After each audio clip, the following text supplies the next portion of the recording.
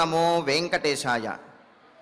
రామం కోమలనీలమేఘవిలసద్గాత్రం పయోజాననం కాకుత్స్థం దశకంఠబాహువిదలత్కోదండబాణాన్వితం పాపఘ్నం విశదాయతాక్షియుగళం సౌమిత్రి సంసేవితం భక్తానాం పరమౌషధం మునివరైః సంస్తూయమానం భజే. క్షీరవర్ణంతో ప్రకాశిస్తూ విశాలమైనటువంటి నేత్రములతో సౌందర్యమైనటువంటి ముఖం గలవాడు, దశాననుడైనటువంటి ఆ రావణాసురుణ్ణి వధించినటువంటి కోదండమును చేతబూని లక్ష్మణునితో సేవింపబడుతూ మహర్షుల చేత స్తుతింపబడేటటువంటి ఆ శ్రీరామచంద్రునికి నమస్కరిస్తూ తదభిన్న స్వరూపుడైనటువంటి ఆ శ్రీనివాసుని యొక్క దయా విశేషం చేత సమస్త మానవాళికి ధర్మ తత్పరతను సకల కార్యసిద్ధిని చేకూర్చాలన్నటువంటి సంకల్పంతో తిరుమల తిరుపతి దేవస్థానం వారు నిర్వహిస్తున్నటువంటి శ్రీమద్ రామాయణం అయోధ్యాకాండ ప్రవచన పారాయణ కార్యక్రమంలో నేటికి మనం 222వ రోజులోకి ప్రవేశించాం. ఈ కార్యక్రమాన్ని ముందుగా శ్రీ గురు ధ్యానపూర్వకంగా సంకల్ప వాక్యాలను అందరము కలిసి పలుకుతూ ప్రారంభించుకుందాం. శ్రీ గురు ధ్యానం. గురుర్బ్రహ్మా గురుర్విష్ణు గురుర్దేవో మహేశ్వరః గురుః సాక్షాత్ పరం బ్రహ్మ తస్మై శ్రీ గురవే నమః. శ్రీనివాస ధ్యానం. శ్రీ వెంకటాద్రినిలయః కమలాకాముకః పుమాన్ అభంగుర విభూతిర్నః తరంగయతు మంగళం. అథ సంకల్పః. శ్రీమదాదివరాహ క్షేత్రే విరాజమానస్య శ్రీ పద్మావతీ జానేః అఖిలాండకోటి బ్రహ్మాండ నాయకస్య శ్రీరామచంద్ర రూపాంతరస్య భగవతః శ్రీ వెంకటేశ్వర స్వామినః సన్నిధౌ హనుమత్ సీతా లక్ష్మణ భరత శత్రుఘ్న పరివార సమేత శ్రీరామచంద్ర పరబ్రహ్మణః పరిపూర్ణానుగ్రహేణ అస్మిన్ భువనే సమస్తాధివ్యాధీనాం నివారణార్థం భారతవర్షే విద్యా విత్త వాణిజ్య కృషి వైద్య వైజ్ఞానిక దేశరక్షణాదిరంగేషు విద్యమానానాం ఆస్తిక మహాజనానాం సర్వేషాం సకుటుంబానాం ఆయురారోగ్యైశ్వర్య సద్బుద్ధి ఇత్యాది సర్వశుభఫల ప్రాప్త్యర్థం ధర్మాచరణ ద్వారా శ్రీరామరాజ్యస్య పునర్వ్యవస్థాపనార్థం ఉద్యోగార్థినాం సముచితోద్యోగ ప్రాప్త్యర్థం దంపతీనాం అనుకూల దాంపత్య సిద్ధ్యర్థం సంతానస్య పితృవాక్య పరిపాలనానుకూల బుద్ధి ప్రచోదనార్థం సకల కార్య సిద్ధ్యర్థం గో సంరక్షణార్థం చ శ్రీమద్వాల్మీకి రామాయణే అయోధ్యాకాండే యథాశక్తి శ్లోక వ్యాఖ్యాన పురస్సరం 12 సర్గ శ్లోక పారాయణం తథా శ్రీధన్వంతరి మంత్ర పారాయణం చ అన్యోన్య సాహాయ్యేన ఆచార్య ముఖేన కరిష్యామహే. శ్రీ వాల్మీకి ప్రార్థనా. కూజంతం రామ రామేతి మధురం మధురాక్షరం ఆరుహ్య కవితాశాఖాం వందే వాల్మీకి కోకిలం శ్రీ ఆంజనేయ ప్రార్థనా. మనోజవం మారుతతుల్యవేగం జితేంద్రియం బుద్ధిమతాం వరిష్టం వాతాత్మజం వానరయూధముఖ్యం శ్రీరామదూతం శిరసా నమామి. శ్రీరామాయణ ప్రార్థనా. వాల్మీకిగిరి సంభూత రామసాగరగామిని పునాతి భువనం పుణ్యా రామాయణ మహానది. శ్రీరామ ప్రార్థనా. అయోధ్యాఖ్యేతు గుర్వర్ధే త్యక్త్వా రాజ్యం గిరౌ వసన్ పాదుకే భరతాయాదాత్ స రామః శరణం మమ. శ్రీరామచంద్ర పరబ్రహ్మణే నమః. అథ శ్రీమద్ రామాయణే ఆదికావ్యే అయోధ్యాకాండే 22 సర్గః. శ్రీమన్నారాయణ చరణౌ శరణం ప్రపద్యే. శ్రీమతే నారాయణాయ నమః. శ్రీరామాయ నమః. యస్యామదభిషేకార్థే మానసం పరితప్యతే మాతా మే సా యథా న స్యాత్ సవిశంకా తథా కురు. రామచంద్రమూర్తి లక్ష్మణస్వామిని సమాధానపరుస్తూ లక్ష్మణస్వామిలో ఉన్నటువంటి ఆ కోపాన్ని చల్లార్చుతూ ఆయనతో మాట్లాడుతూ ఉన్నాడు. మరి ఇంతకుముందు మాటల్లో లక్ష్మణ పట్టాభిషేక సంభారములను సమకూర్చడానికి ఎంత ఉత్సాహంతో అయితే ఆ పట్టాభిషేక సంభారములను సమకూర్చారో అంతే ఉత్సాహంతో వనవాసానికి తగినటువంటి ఏర్పాటును కూడా చెయ్యవయ్యా. ఆ పట్టాభిషేక సంభారాలను నివృత్తి చేయడానికి వాటిని పక్కన పెట్టేయటానికి కూడా అంతటి ఉత్సాహాన్ని చూపించు. కావున మరి వనవాసానికి ఉపయుక్తమైనటువంటి వల్కలములు వాటినన్నిటినీ కూడా సిద్ధం చెయ్యి ఉత్సాహంగా అని చెప్పాడు. అంటే కార్యం సిద్ధించేటప్పుడు ఎంత ఉత్సాహంగా ఉంటామో ఒకవేళ కార్యం సిద్ధించకపోయినప్పటికీ కూడా అటువంటి మానసిక ధైర్యాన్ని కలిగి ఉండాలి. అంతేగాని కార్యం సిద్ధిస్తున్నది కావున దానికోసం అని చెప్పి ఎక్కువగా ఉత్సాహాన్ని చూపించడం, కార్యం సిద్ధించడం లేదు అని చెప్పి ఇలాగా చాలా అంటే మానసికమైనటువంటి వ్యధను పొందటం అది సరి అయినటువంటి పద్ధతి కాదు అని చెబుతూ రామచంద్రమూర్తి లక్ష్మణస్వామికి బోధించాడు. మరి ఇదే విషయాన్ని కృష్ణ పరమాత్మ భగవద్గీతలో కూడా తెలియజేశాడు కదా. యోగస్థః కురు కర్మాణి సంగం త్యక్త్వా ధనంజయ సిద్ధ్యసిద్ధ్యో సమోభూత్వా సమత్వం యోగ ఉచ్యతే అని. స్థిరమైనటువంటి బుద్ధిని కలిగి ఉండటం దానిని యోగము అని అన్నారు. అంటే ఏమిటి? కార్యాన్ని ఆచరించటము అందు స్థిరమైనటువంటి బుద్ధి, దాని ఫలాన్ని బట్టి కాదు కార్యాన్ని ఆచరించడము ఎందే స్థిరమైనటువంటి బుద్ధిని కలిగి ఉండటం. అది కార్యం అనుకూలించినా అనుకూలించకపోయినప్పటికీ కూడా స్థిరమైనటువంటి బుద్ధితోటి అంగీకరించగలగటం ఏదైతే ఉందో, మనసును సమాధానపరచుకోగలగటం, మనసులో వికారాలు లేకుండా చూసుకోవటం, దీనినే యోగము అన్నారు. అందుకనే మరో మాట కూడా చెబుతూ సుఖదుఃఖే సమయకృత్వా లాభాలాభౌ జయాజయౌ తతో యుద్ధాయ యుజ్యస్వ నైవం పాపం అవాప్స్యసి అని చెబుతూ కృష్ణ పరమాత్మ చెప్పినటువంటి మాటలు. కలిగేటటువంటి సుఖదుఖాలని లేకపోతే కలిగేటటువంటి లాభ అలాభాలంటే లాభ నష్టాలను వీటిని పరిగణనలోకి తీసుకోకుండా చేయవలసినటువంటి కర్తవ్యాన్ని చిత్తశుద్ధితోటి చెయ్యటమే అది సరైనటువంటి అదే ధర్మము.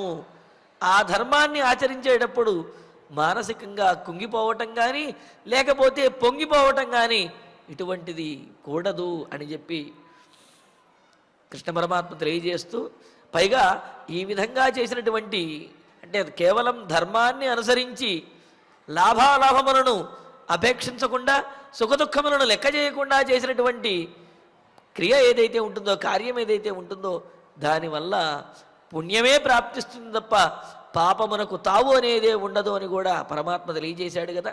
మరి అలాగే మరి రామచంద్రమూర్తి లక్ష్మణస్వామికి చెబుతున్నాడు ఏమని, పట్టాభిషేక సంభారములను సమకూర్చేటప్పుడు ఎంత ఉత్సాహంగా అయితే చేశారో పట్టాభిషేక సంభారములను నివృత్తి చేయడానికి, వాటిని తీసివేయటానికి, అలాగే నేను వనవాసానికి వెళ్ళడానికి కూడా అంతే ఉత్సాహంతో ఏర్పాట్లు చెయ్యవయ్యా లక్ష్మణ అని అంటూ, ఇంతేకాదు లక్ష్మణస్వామి ఎవరి మీద కోపగించాడో, ఎవరి విషయంలో రోషాన్ని చూపిస్తున్నాడో వారి విషయంలోనే సానుకూలం చెయ్యాలి అని చెప్పి లక్ష్మణస్వామికి బోధిస్తున్నాడు రామచంద్రమూర్తి. మదభిషేకార్థే మానసం పరితప్యతే అని అంటూ, మదభిషేకార్థే నా పట్టాభిషేకం గురించి రాముడు అంటున్నాడు, లక్ష్మణ నా పట్టాభిషేకం గురించి యస్యాహ మానసం పరితప్యతే, ఎవరి యొక్క ఏ తల్లి యొక్క మనస్సు అయితే పరితప్యతే కలత చెందుతూ ఉన్నదో. ఇక్కడ రెండు అర్థాలు. ఒకటి, కౌసల్యాదేవి యొక్క మనస్సు రాముని పట్టాభిషేకం జరగాలి అని పరితపిస్తూ ఉన్నది. మరి కైకేయి మనస్సు కూడా పరితపిస్తూ ఉన్నది. ఎలాగా, రాముని పట్టాభిషేకం ఆగాలి అని చెప్పి కైకేయీదేవి యొక్క మనస్సు కూడా పరితపిస్తూ ఉన్నది. ఇక్కడ రామచంద్రమూర్తి కైకేయి మనస్సు గురించి చెబుతూ ఉన్నాడు. యస్యాహ మానసం పరితప్యతే, నా పట్టాభిషేకం గురించి ఏ కైకేయీదేవి యొక్క పినతల్లి యొక్క మనస్సు కలవరపడుతూ ఉన్నదో, ఎక్కడ జరిగిపోతుందో పట్టాభిషేకం, ఎక్కడ తాను అనుకున్నది జరగదో అని చెప్పి ఆమె కలవరపడుతున్నదో, మే మాతా సా, నా తల్లి అయినటువంటి ఆ కైకేయీదేవి సవిశంక యథాన స్యాత్, మనసులో అనుమానములతో ఉండినదిగా ఉండకూడదు. ఆమె మనసులో ఏ విధమైనటువంటి శంక లేకుండా ఉండాలి అంటూ, సవిశంక అంటే ఆమె మనస్సులో ఒక శంక కలగవచ్చు, అనుమానం కలుగుతుంది. ఏం కలుగుతుంది అంటే, రామునికి పట్టాభిషేకం లేదు, వనవాసానికి వెళ్ళాలి అని రాముడితో చెప్పాను, కానీ ఆ పక్కనే చిన్నవాడు లక్ష్మణుడు ఉన్నాడు కదా, వాడు సామాన్యుడు కాదు, వాడు రెచ్చగొట్టి రాముడిని తిరుగుబాటు చేసేటటువంటి అవకాశం ఉన్నది.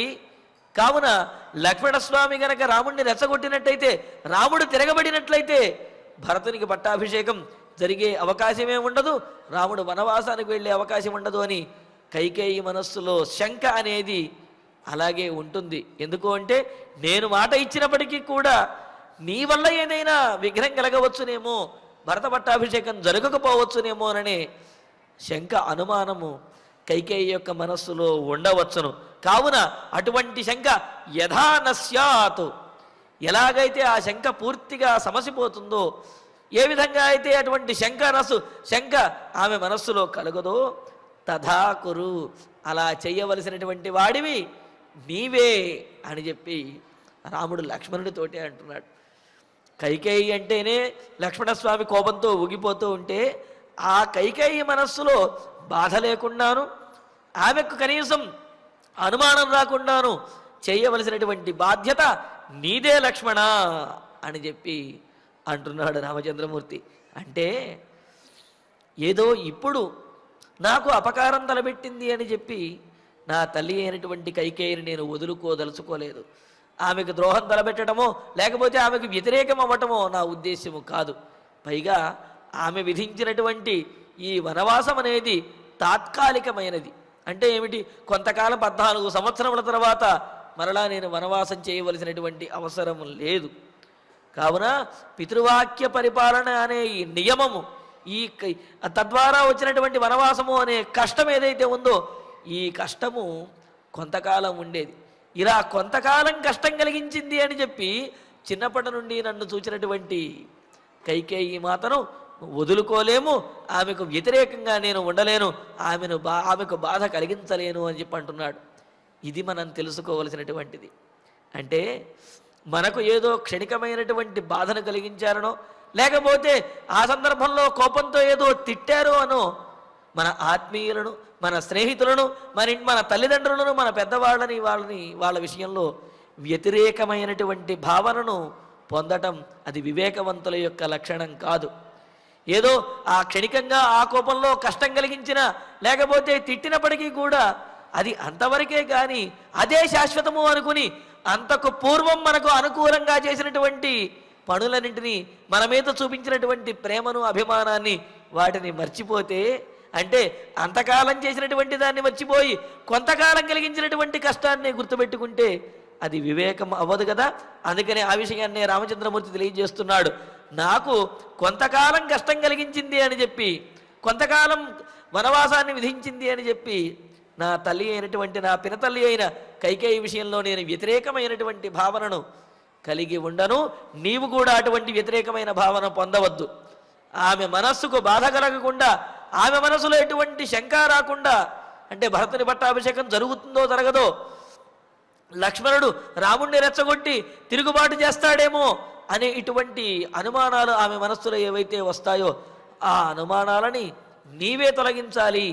ఎందుకు అంటే లక్ష్మణుడు వనవాసానికి, లక్ష్మణుడు రాముని యొక్క వనవాసమునకు ఏర్పాటు చేస్తున్నాడు అని అంటే ఇంకా కైకేయీదేవి యొక్క మనస్సు కొంత ఊరట చెందుతుంది. ఎందుకు అంటే రాముడు తిరుగుబాటు చేయటం లేదు, లక్ష్మణుడు తిరుగుబాటు చేయటం లేదు, కావున తాను అనుకున్నట్లుగా భరత పట్టాభిషేకం జరుగుతుంది అని ఆమె మనస్సు కాస్త ఊరడిల్లుతుంది.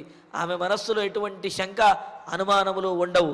అందుకనే ఏమంటున్నాడు, కైకేయీదేవి యొక్క మనస్సులో పట్టాభిషేక విషయంలో ఏ కలతలైతే ఉన్నాయో, ఏ ఆందోళనలైతే ఉన్నాయో వాటినన్నింటినీ కూడా తొలగించి ఆమె మనస్సులో అనుమానం లేకుండా చేయవలసినటువంటి బాధ్యత నీదే లక్ష్మణ అని లక్ష్మణస్వామికే చెబుతూ ఉన్నాడు. అంటే లక్ష్మణుడు సరే అయితే నేను మాత్రం ఇలా చెయ్యను అని అంటాడేమో లక్ష్మణుడు. సరే నీ ఇష్టం, నువ్వు ఎలా అనుకుంటే అలా చెయ్యి అని అంటాడేమో లక్ష్మణుడు. అలా లక్ష్మణుడు అనే అవకాశం ఏమీ లేదు. కానీ రాముడు తన ఉద్దేశాన్ని మాత్రం పూర్తిగా బల్లగుద్దినట్టుగా కుండ బదలు కొట్టినట్టుగా అంటారు కదా, అలా చెప్పేస్తున్నాడు. తస్యాశంకామయం దుఃఖం ముహూర్తమపి నోత్సహే మనసి ప్రతి సంజాతం సౌమిత్రేహముపేక్షితుం. లక్ష్మణ, నీ యొక్క క్రోధాన్ని తగ్గించటమే కాదు, కైకేయి యొక్క బాధను తగ్గించవలసినటువంటి బాధ్యత కూడా నా మీద ఉన్నది.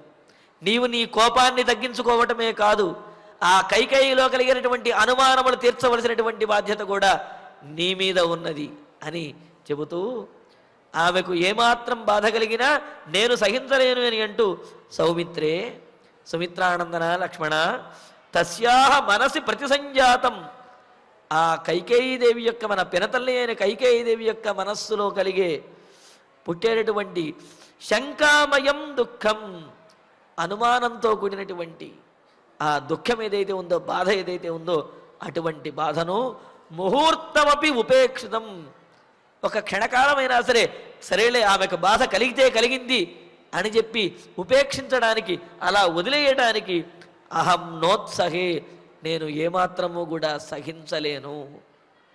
కేవలం మన బాధ తీర్చుకోవటమో లేకపోతే ఆ కైకేయి అలా అన్నదిలే ఆమె బాధ ఏదో ఆవిడ పడుతుంది మనం వెళ్ళిపోవటమో అని నా ఉద్దేశ్యం కాదు. ఆమెకు మనస్సులో శంకతో కూడినటువంటి, అనుమానంతో కూడినటువంటి దుఃఖం అనేది ఆమె మనస్సులో కొద్ది కాలం కలిగిన, క్షణకాలం కలిగినప్పటికీ కూడా ముహూర్త శబ్దానికి అల్ప సమయము అనే అర్థం కూడా ఉన్నదన్నమాట. అందుకనే అల్పకాలము, చాలా తక్కువ కాలం ఆమె యొక్క మనస్సులో అనుమానంతో కూడినటువంటి దుఃఖం కలిగినప్పటికీ కూడా అటువంటి దుఃఖం ఆమెకు కలగడం అనేది నేను సహించలేను. అలా దుఃఖాన్ని కలిగించినట్లయితే నేను నా నియమాన్ని పాటించినటువంటి వాడిని అవ్వను. కావున ఆమె యొక్క దుఃఖాన్ని తొలగించవలసినటువంటి బాధ్యత మన మీద ఉన్నది అని రామచంద్రమూర్తి లక్ష్మణస్వామితో అంటూ ఇంకో మాట కూడా అంటున్నాడు. అంతేకాదయ్యా, ఇప్పుడేదో నేను వాళ్ళకి ఆనందాన్ని కలిగించాలి, మనస్సులో దుఃఖం కలగకూడదు అనుకోవటం కాదు. మొదటి నుండి కూడా నాకు తెలిసి ఇంతవరకు తల్లిదండ్రులకి ఎవరికి కూడా నేను దుఃఖం కలిగించినట్లుగా నాకు జ్ఞాపకం లేదని అంటూ నబుద్ధిపూర్వం నా బుద్ధం స్మరామీహ కదాచన మాతృణాం వా పితుర్వాహం కృతమల్ పంచ విప్రియం. ఇక్కడ అంటున్నాడు, అహం నేను మాతృణాం వా, తల్లులకు కానీ తల్లికి అని ఏకవచనం ప్రయోగించడం లేదంటే కౌసల్యాదేవికి అనే ఉద్దేశం ఒకటే కాదు ఇక్కడ. మాతృణాం తల్లులకు అంటే కౌసల్యాదేవికి, సుమిత్రకి, కైకేయికి ముగ్గుర విషయంలో కానీ ఇంకా ఇతరుల యొక్క విషయంలో కానీ, పితుహువా తండ్రికి కానీ తండ్రి విషయంలో కానీ కదాచన ఎప్పుడైనా సరే ఎక్కడైనా సరే బుద్ధిపూర్వంగా తెలిసి కృతం అల్పం విప్రియం ఇహన స్మరామి చేసినటువంటి ఒక్క అపకారం కానీ లేకపోతే ఇష్టం లేనటువంటి కార్యాన్ని కానీ నాకు గుర్తులేదయ్యా. నాకు తెలిసి తల్లులకు కానీ తండ్రికి కానీ ఇప్పటి వరకు ఏ ఒక్క వ్యతిరేకమైనటువంటి కార్యాన్ని కూడా నేను చేయలేదు. అలా చేసినట్లుగా నాకేమీ గుర్తులేదు. నస్మరామి అని అన్నాడు. అబుద్ధం కృతం అల్పంచ విప్రియం అభినస్మరామి. సరే, బుద్ధిపూర్వకంగా తెలిసి చేసినటువంటి అపకారము వ్యతిరేకము ఏదీ లేదని అంటే ఓహో తెలియక చేసింది ఏమైనా ఉన్నదేమో అని అనుమానం కలగవచ్చు. దానిని కూడా నివృత్తి చేస్తూ అబుద్ధం కృతం అల్పంచ విప్రియం అపినస్మరామి. అబుద్ధం తెలియక చేసినటువంటి, కృతం అల్పంచ చేసినటువంటి అల్పమైనటువంటి కొద్దిపాటిదైన విప్రియం అనిష్ట కార్యము కూడా నస్మరామి నాకు తెలిసి లేదు. చూడండి రామచంద్రమూర్తి ఎంత ధైర్యంగా చెబుతున్నాడో. లక్ష్మణ, నాకు తెలిసి తల్లులకు కానీ తండ్రికి కానీ నేను ఏనాడు కూడా వ్యతిరేకంగా వ్యవహరించలేదు. వారికి అనిష్టమైనటువంటి కార్యాన్ని ఎప్పుడూ చేయలేదు.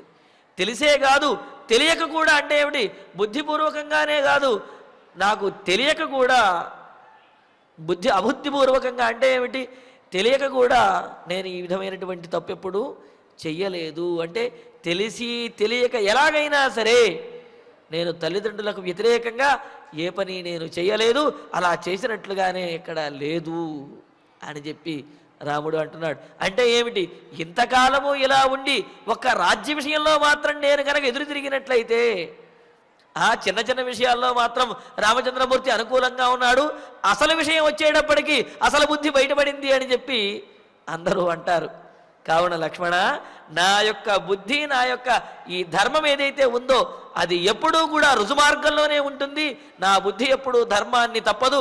అది చిన్న విషయమైనా పెద్ద విషయమైనా సరే, ఏ విషయమైనా సరే, తెలిసి అయినా తెలియక అయినా సరే తల్లిదండ్రుల విషయంలో నేనెప్పుడూ కూడా వ్యతిరేకంగా ఇంతవరకు చెయ్యలేదు, ఇకపైన కూడా చెయ్యను అని చెప్పి రాముడు లక్ష్మణస్వామికి తన ఉద్దేశ్యాన్ని స్పష్టంగా తెలియజేస్తున్నాడు. అంటే ఏమిటి, నీవు కూడా ఇలాగే ఉండాలి తప్ప కష్టం వచ్చినప్పుడు ఆవేశపడిపోయి ఎదురు తిరిగి వారికి ద్రోహం చెయ్యాలి అనుకోవటం వివేకవంతుల యొక్క లక్షణం కాదు నాయన అని చెప్పటం ఇందులో ఉన్న ఉద్దేశ్యం. ఇంకో మాట అంటున్నాడు, తండ్రిని ఇన్ని మాటలు అన్నావే నువ్వు, అనకూడనటువంటి మాటలన్నీ కూడా మన తండ్రి గారిని అన్నావే, ఆయన ఏం చేశాడయ్యా అని అంటూ సత్యసత్యాభిసంధశ్చ నిత్యం సత్యపరాక్రమ పరలోక భయాద్భీత నిర్భయోస్తు పితా మమ. మాట ఇచ్చి మాటను నిలుపుకోకపోతే కనుక కార్పణ్యానిశ్చితమతే కహస్యాత్ పాపతరస్తత అని చెప్పి అంటారు. ఇచ్చిన మాట నిలుపుకోలేనటువంటి వాడు పాపాత్ముడు, అతడికి పరలోకంలో అనేకమైనటువంటి నరకములు కలుగుతాయి అని చెప్పి శాస్త్రం చెప్పింది కదా. మరి తండ్రి గారు ఆ విషయాన్ని, ఆ శాస్త్రాన్ని, ఆ ధర్మాన్ని తలుచుకుని ఆయన మనసులో బాధపడుతూ ఉన్నాడు. ఎందుకు అంటే తాను ఇచ్చినటువంటి మాట నెరవేర్చుకోలేనేమో అనే శంక, నెరవేర్చుకుంటేనేమో పుత్ర వియోగం, పుత్రుని దూరం చేసుకోవాలి అనే బాధ. ఈ విధంగా తండ్రి రెండు విషయములలో కూడా బాధపడుతూనే ఉన్నాడయ్యా. అటువంటి తండ్రినే నువ్వు నిందించేది అంటే చూడండి, ఇక్కడ దశరథ మహారాజు పరిస్థితి సహజంగా ఏ కార్యమైనా జరుగుతుందా జరగదా అనే శంక ఉన్నప్పుడు జరుగుతుంది, అది కార్యం సిద్ధిస్తుంది అని అన్నప్పుడు మనసులో ఆ బాధ అనేది తొలగిపోయి ధైర్యం అనేది వస్తుంది. కానీ దశరథ మహారాజుకి ఈ కార్యం సిద్ధిస్తుంది అంటే రాముడు వనవాసానికి వెళతాడు అనే నమ్మకం కుదిరినప్పటికీ కూడా బాధ తప్పటం లేదు.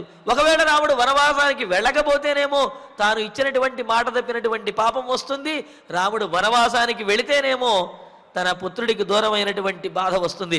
ఈ విధంగా ఎటు చూచినా సహజంగా అంటారు కదా, ముందు చూస్తే నుయ్యి వెనక చూస్తే గొయ్యి అన్నట్లుగా ఇలా ముందుకి వెనక్కి వెళ్ళలేకుండా నుంచున్నా పడిపోయేటటువంటి పరిస్థితిలో ఉన్నటువంటి వాడు ఎలా బాధపడతాడో అలాగా ధర్మాన్ని తప్పుతానేమోనని బాధ, ఆ ధర్మాన్ని ఆచరిస్తే పుత్రవియోగం కలుగుతుందేమోనన్న బాధ, ఈ విధంగా సర్వాత్మన అన్ని రకాలుగా బాధపడుతున్నాడయ్యా తండ్రి. అటువంటి తండ్రినా నీవు నిందించేది అని రామచంద్రమూర్తి తన తండ్రి అయినటువంటి ఆ దశరథ మహారాజు గురించి చెబుతూ, సత్యమైనటువంటి వచనం కలిగినటువంటి వాడు, తన మాటను నిలుపుకోవటం కోసం ప్రయత్నిస్తున్నటువంటి వాడు, సత్య అభిసంధ, సత్యమైనటువంటి ప్రతిజ్ఞ కలిగినటువంటి వాడు. అంటే ఏమిటి? తాను చేసినటువంటి ప్రతిజ్ఞ నెరవేర్చుకోవటం ఎందే దీక్ష కలిగినటువంటి వాడు, ఇచ్చిన మాట తప్పనటువంటి వాడు. సత్యపరాక్రమ, సత్యమే పరాక్రమంగా కలిగిన వాడు, సత్యమైనటువంటి పరాక్రమం కలిగిన వాడు. ఇక్కడ రెండు అర్థాలు. అంటే మాట నిలుపుకున్నాడు అంటే ఏమీ చేయలేక మాట నిలుపుకున్నాడు అని అనుకుంటే అది పొరపాటు. దశరథ మహారాజు ఏదైనా చేయగలిగినటువంటి సమర్థత కలిగిన వాడు. అందుకనే ఉన్నాడు సత్యపరాక్రమ, నిజమైనటువంటి పరాక్రమం కలిగిన వాడు. అంటే తన శక్తితోటి యుక్తితోటి ఎవరినైనా అణచగలిగినటువంటి వాడు. కానీ సత్యపరాక్రమ, సత్యమే పరాక్రమంగా కలిగిన వాడు, అంటే మాట మీద నిలబడేటటువంటి వాడు. కావున తన ఆ శారీరకమైనటువంటి ఆ పరాక్రమాన్ని వాటిని పక్కన పెట్టి ధర్మపరమైనటువంటి ఆ సత్యమును మాత్రమే పరాక్రమంగా కలిగి ఆ ఇచ్చినటువంటి మాటను నిలుపుకోవటమే అదే పరాక్రమంగా కలిగినటువంటి వాడు. అటువంటి వాడైన సత్యపరాక్రముడైనటువంటి వాడు ఆ తండ్రి దశరథ మహారాజు.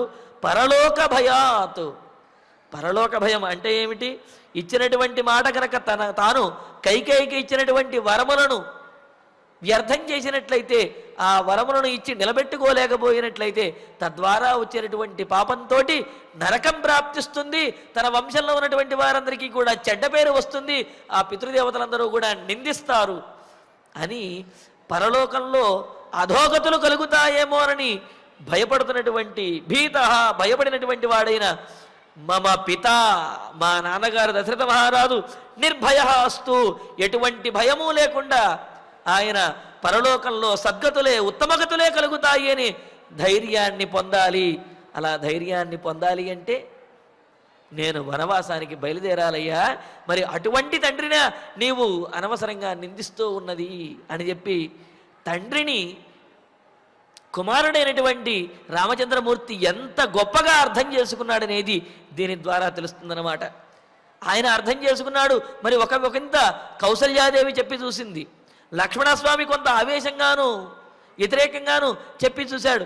అయినప్పటికీ కూడా రాముని మనస్సులో తన తండ్రి మీద ఉన్నటువంటి ప్రేమ, అభిమానము, గౌరవము, మర్యాద ఇవేమీ కూడా ఇసుమంతా కూడా తగ్గలేదు. పైగా లక్ష్మణస్వామికి చాలా స్పష్టంగా తెలియజేస్తున్నాడు, ఎందుకయ్యా తండ్రి గారిని నిందించేది? తన మాటను నిలుపుకుంటున్నాడనే, లేకపోతే తన మాట నిలుపుకుంటూ కూడా నా గురించి బాధపడుతున్నాడనే? ఆయన అన్నీ చేయగలిగి కూడా ధర్మానికి కట్టుబడిపోయి ధర్మపాశ బద్ధుడైపోయి ఆ మాట కోసమని చెప్పి పాకులాడుతున్నాడనే? తన మాట నిలబెట్టుకోలేకపోతే, కైకేయికి ఇచ్చినటువంటి వరమును నిలబెట్టుకోలేకపోతే నరకం ప్రాప్తిస్తుంది అని చెప్పి పరలోకం గురించి కూడా భయపడుతున్నటువంటి తండ్రి గారినా నీవు నిందించేది? మనం ఇప్పుడు చేయవలసింది ఏమిటి? తండ్రి గారికి కలుగుతున్నటువంటి ఆ భయం ఏదైతే ఉందో, తాను ఇచ్చినటువంటి మాట నిలుపుకోలేకపోతే పరలోకంలో అధోగతులు ప్రాప్తిస్తాయి అనే భయం ఏదైతే ఉందో, ఆ భయాన్ని మనం పోగొట్టాలి తప్ప మనము మరింత బాధను తండ్రికి కలుగ చేయకూడదు అని అంటూ, కావున మమ పిత నిర్భయ అస్తు, మా తండ్రి గారు నిర్భయంగా ఉండాలి, ఆయన ధైర్యంగా ఉండాలి, ఇచ్చిన మాట నిలుపుకున్నాను అనే ఆత్మవిశ్వాసాన్ని కలిగి ఉండాలి తండ్రి గారు. అలా మనం చెయ్యాలి తప్ప కష్టకాలంలో తండ్రిని నిందించడము, కష్టకాలంలో ఇదంతా కూడా నీ అశ్రద్ధ వల్లే వచ్చింది, నీ వల్లే వచ్చింది అని చెప్పి తిట్టటము సరి అయినటువంటి పుత్రుని యొక్క లక్షణం కాదు. అందుకని అంటారు కదా, తండ్రి ఇచ్చినటువంటి ఆస్తిపాస్తులు వాటినన్నింటినీ అనుభవించేటప్పుడేమో గొప్పవాడిగా కనిపిస్తే, మరి తండ్రి చేసినటువంటి అప్పులు తీర్చవలసి వచ్చినప్పుడు, లేకపోతే తండ్రి ఏదైనా తన వ్యాపారంలో నష్టపోయినప్పుడు అప్పుడు మాత్రము నిందిస్తే, మరి సుఖం కలిగినప్పుడే, సుఖాన్ని కలిగించినప్పుడే తండ్రి, కష్టాన్ని కలిగిస్తే తండ్రి కాదా? ఆ గౌరవం ఉండదా? అందుకని రామచంద్రమూర్తి అంటున్నాడు, మన కోసమని కష్టపడుతున్నటువంటి వాడు, తను ఎక్కడ ధర్మం తప్పుతానో అని భయపడుతున్నటువంటి వాడు ఆయన ఆ తండ్రి నిర్భయంగా ఉండాలి మన వల్ల. అంతేగాని మనకు కష్టం కలిగింది కదా అని చెప్పి, తండ్రి వల్ల కష్టం కలిగింది కదా అని బాధపడుతున్నటువంటి తండ్రిని నిందించడం ఏమాత్రము సముచితం కాదు. కావున లక్ష్మణ, తండ్రి గారు నిర్భయంగా ధైర్యంగా ఉండే విధంగా చెయ్యవలసిన బాధ్యత మనదే అని తండ్రి గురించి తాను చెప్పదలుచుకున్న విషయాన్ని, తండ్రి మీద తనకున్నటువంటి గౌరవాన్ని, ఆ పితృవాక్య పరిపాలన దక్షతను కూడా రామచంద్రమూర్తి స్పష్టంగా తెలియజేసి, తస్యాపి భవేదస్మిన్ కర్మణ్య ప్రతి సంహృతే సత్యం నేతి మనస్తాప తస్య తాపస్తపేచ్చమాం. ఇంకా అంటున్నాడు, తండ్రి గారు నేను వనవాసానికి వెళుతున్నాను అని చెప్పి బాధపడుతున్నాడు కదా, మరి ఆ విషయంలో లక్ష్మణస్వామికి సందేహం కలగవచ్చు. ఇన్ని మాటలు చెబుతున్నావే తండ్రి గురించి, తండ్రి గారు మరి నీవు వనవాసానికి వెళుతున్నావని తండ్రి గారు ఎంతో బాధపడుతున్నారు కదా, ఆ బాధ నీకు కనిపించడం లేదా? ఆ బాధ వల్ల నీకేమాత్రము బాధ కలగటం లేదా అని చెప్పి రామచంద్రమూర్తిని ప్రశ్నిస్తే దానికి సమాధానం చెబుతున్నాడు. తస్యాపి అస్మిన్ కర్మణి అప్రతి సంహృతే సత్యం నా ఇతి మనస్తాప భవేత్. తస్యాపి తండ్రి గారి అయినటువంటి దశరథ మహారాజుకు కూడా అస్మిన్ కర్మణి, ఈ పట్టాభిషేకం ఏదైతే ఉందో రామ పట్టాభిషేకం అనే కార్యమేందు అప్రతి సంహృతే అంటే ఆ పట్టాభిషేకం ఆగకుండా ఉన్నట్లయితే కనుక ఆనందం కలిగేది. కానీ ఆ పట్టాభిషేకం ఆగిపోయింది అని చెప్పి మనస్తాపం కలుగుతూ ఉన్నది. సరే, ఆ మనస్తాపం కలిగినది అది మనం చూస్తూనే ఉన్నాం, ఆ బాధ ఆయన పడుతూనే ఉన్నాడు. కానీ భరతుని పట్టాభిషేకం ఆగిపోయిందేనో, లేకపోతే తాను ఇచ్చినటువంటి మాట నిలుపుకోలేకపోయాను అని చెప్పి తండ్రి గారి మనస్సులో కలిగేటటువంటి బాధ ఏదైతే ఉందో ఆ మనస్తాపం, ఇది మనస్తాప ఇది భవేత్, అటువంటి మనస్తాపం గనక తండ్రికి కలిగినట్లయితే తస్య తాపహ మాం తపేచ్చ, అటువంటి మనస్తాపం ఏదైతే ఉందో తండ్రి గారికి మనస్సులో కలిగే బాధ, అది మాత్రం నన్ను కుదిపి వేస్తుంది, నన్ను దహించి వేస్తుంది అన్నాడు. చూడండి ఇక్కడ రాముడు ఎంత స్పష్టంగా చెబుతున్నాడో. ఒకవేళ దశరథుడు ఇచ్చినటువంటి, కైకేయి ఇచ్చినటువంటి మాట తప్పి, లేకపోతే రామచంద్రమూర్తి తిరగబడి పట్టాభిషేకం కనుక చేసుకున్నట్లయితే దశరథ మహారాజు బాహ్యంగా ఆనందిస్తాడు, మనసులో కూడా కొంత ఆనందిస్తాడు. కానీ ఆయన యొక్క మనస్సులో ఒక వెలితి అలాగే ఉండిపోతుంది. ఏమిటి? కైకేయికి ఇచ్చినటువంటి వరములను నెరవేర్చలేకపోయాను అనే బాధ అలా ఉంటుందన్నమాట. ఆ బాధ వల్ల కలిగే తాపం ఏదైతే ఉందో ఆ తాపాన్ని మాత్రం నేను తట్టుకోలేను అంటున్నాడు. అంటే ఏమిటి? నేను వనవాసానికి వెళ్ళడం వల్ల తండ్రి అయినటువంటి దశరథ మహారాజు కలిగే బాధ ఏదైతే ఉందో ఆ బాధను కూడా నేను చూచి తట్టుకోగలుగుతాను. కానీ నేను వనవాసానికి వెళ్లకుండా ఇక్కడే ఉండి తండ్రి గారు ఇచ్చినటువంటి మాట నెరవేరలేదు, దశరథ మహారాజు కైకేయికి ఇచ్చినటువంటి వరములను తప్పినాడు అనే మాట వల్ల తండ్రికి కలిగే అపకీర్తి, ఆ బాధ ఏవైతే ఉన్నాయో ఆ బాధను మాత్రం, దానివల్ల కలిగేటటువంటి పీడ ఏదైతే ఉందో ఆ పీడను నేను తట్టుకోలేను, ఆ తండ్రి గారి కలిగేటటువంటి అపకీర్తిని మాత్రం నేను తట్టుకోలేనంటున్నాడు. అంటే ఏమిటి? ఈ విధంగా వనవాసానికి వెళ్ళడం వల్ల తండ్రి బాధపడినప్పటికీ కూడా అది సముచితమైనటువంటిదే. ఆ బాధను మనం అర్థం చేసుకుని తట్టుకోగలుగుతాం. వనవాసానికి వెళ్లకుండా ఇక్కడే ఉన్నట్లయితే తండ్రి గారికి అపకీర్తి వస్తుంది. ఆ అపకీర్తి వల్ల కలిగేటటువంటి దోషం ఏదైతే ఉందో తండ్రి మనస్సులో కలిగే బాధ, ఆ బాధని మాత్రము నేను చూచి తట్టుకోలేను, అది నన్ను దహించి వేస్తుంది లక్ష్మణ.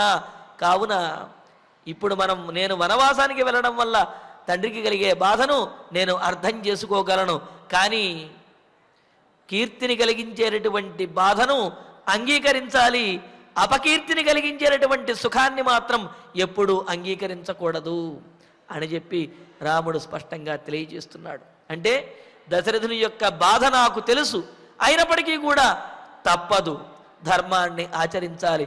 ఈ ధర్మం తప్పామో దశరథుడు క్షణికంగా ఆనందపడవచ్చు, కానీ వచ్చేటటువంటి అపకీర్తి వల్ల జీవితాంతము బాధపడతాడు.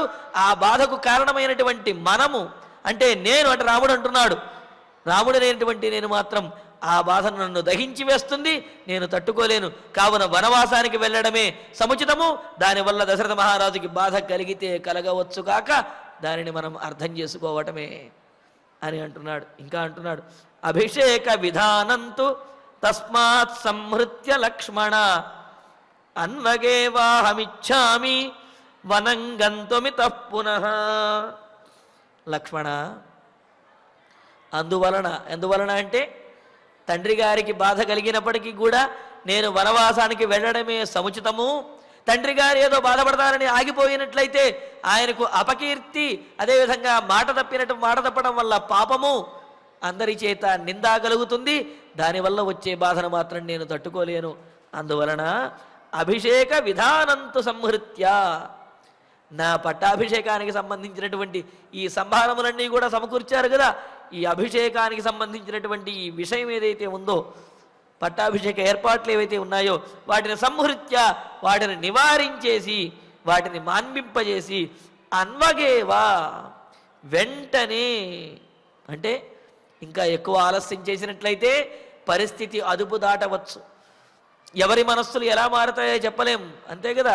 నహి విశ్వాసయేతని చెప్పంటూ అక్కడ ఇంకా చెబుతారు, స్త్రీషు రాజకులేషు చ అని చెప్పి అంటే రాజకులములలో జరిగేటటువంటి వ్యవహారములు ఏ క్షణంలో ఎటువంటి మార్పును పొందుతాయో చెప్పలేము అని అంటారు కదా.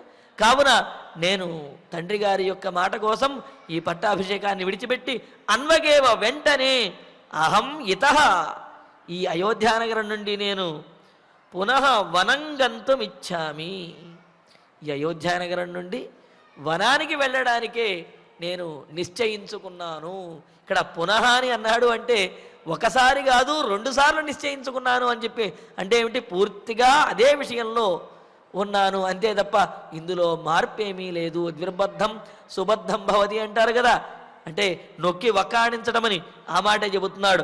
అహం ఇతః పునః వనం గంతుం ఇచ్చామి, ఇక్కడ నుంచి నేను అయోధ్యానగరం నుండి వెంటనే వనవాసానికి వెళ్ళడానికే నిశ్చయించుకున్నాను, ఇదే నా నిర్ణయము అని చెప్పి లక్ష్మణస్వామికి రామచంద్రమూర్తి స్పష్టంగా తెలియజేసి, నీవు తల్లికి కైకేయికి అంటే ఏమిటి, కౌసల్యాదేవికే కాదు కైకేయిని కూడా ఊరడించవలసినటువంటి వాడివి.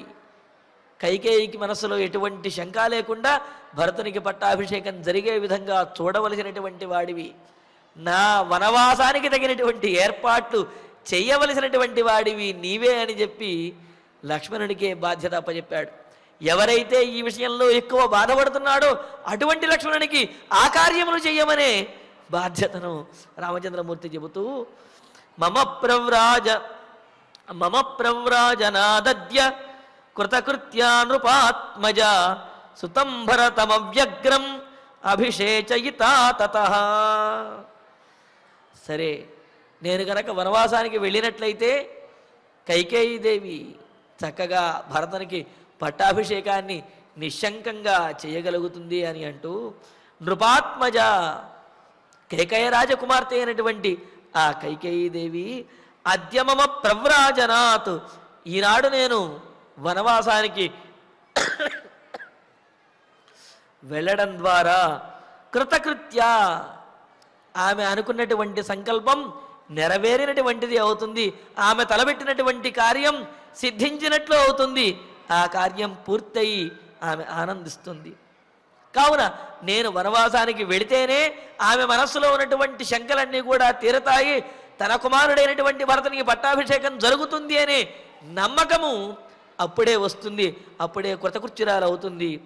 కావున కృతకృత్యురాలయ్యి తతః సుతం భరతం, ఆ తరువాత తన కుమారుడైనటువంటి మన సోదరుడైనటువంటి ఆ భరతునికి అవ్యగ్రం, ఎటువంటి బాధ అడ్డు లేకుండా అభిషేచయిత, పట్టాభిషేకాన్ని జరిపించగలుగుతుంది అంతేగాని మేము ఇక్కడే ఉంటాము, నువ్వు భరతునికి పట్టాభిషేకం చెయ్యి అంటే భరతునికి పట్టాభిషేకం చేసే ముందు ఆమెకు అనుమానంగానే ఉంటుంది, చేసిన తరువాత కూడా అనుమానంగానే ఉంటుంది. ఏదో పక్కలో బల్లెం అన్నట్లుగా నేను ఇక్కడే కనుక ఉన్నట్లయితే కైకేయీ దేవి భరతుని పట్టాభిషేక విషయంలో అనేక అనుమానాలు కలిగి ఉంటుంది. భరతుని యొక్క రక్షణ విషయంలో కూడా అనేక అనుమానాలతో ఉంటుంది. కావున నేను వెంటనే వనవాసానికి వెళ్ళినట్లయితే ఆమె మనస్సులో ఉన్నటువంటి శంకలన్నీ కూడా తీరుతాయి. ఆమె సుఖంగా ఆనందంగా నిశ్శంకగా భరతునికి పట్టాభిషేకం చేయగలుగుతుంది. తద్వారా తండ్రి గారు ఇచ్చినటువంటి మాట నెరవేరుతుంది, నేను తండ్రి గారి వద్ద ఇచ్చినటువంటి మాట నెరవేరుతుంది, అంత ఆనందంగా ఉండగలుగుతారు అని రాముడు తన నిర్ణయాన్ని లక్ష్మణస్వామితో చెప్పి లక్ష్మణుని ఈ విధంగా ఊరడించాడు. లక్ష్మణునికి కూడా తండ్రి గురించి కైకేయి గురించి కూడా చాలా అనుకూలంగా చెప్పాడు. తరువాత చెప్పబోతాడు కైకేయి ఈ విధంగా మాట్లాడటానికి కారణం ఏమిటి అనేది కూడా రామచంద్రమూర్తి లక్ష్మణస్వామికి తెలియజేసి లక్ష్మణస్వామిని ఓదార్చి తాను బయలుదేరటానికి సిద్ధమవుతాడు రామచంద్రమూర్తి. ఆ విశేషాలను తర్వాతి ప్రవచనంలో తెలుసుకుందాము. ఇక ఇప్పుడు ఆచార్యుడు వారి ద్వారా శ్లోకాలను పారాయణ చేసుకుందాము. యస్యాః మదభిషేకార్థే మానసం పరితప్యతే మాతా మే సా యథా న స్యాత్ సవిశంకా తథా కురు తస్యాః శంకామయం దుఃఖం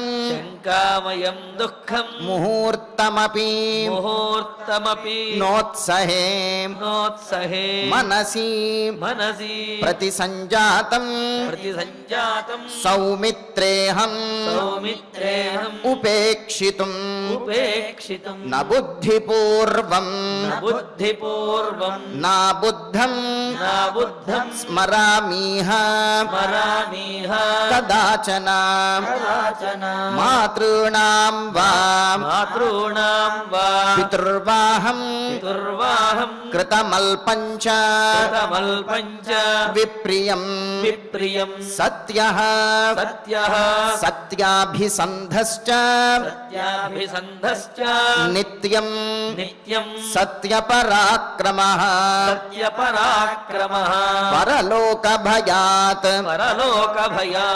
భీతః నిర్భయోస్తు పితా మమ తస్యాపి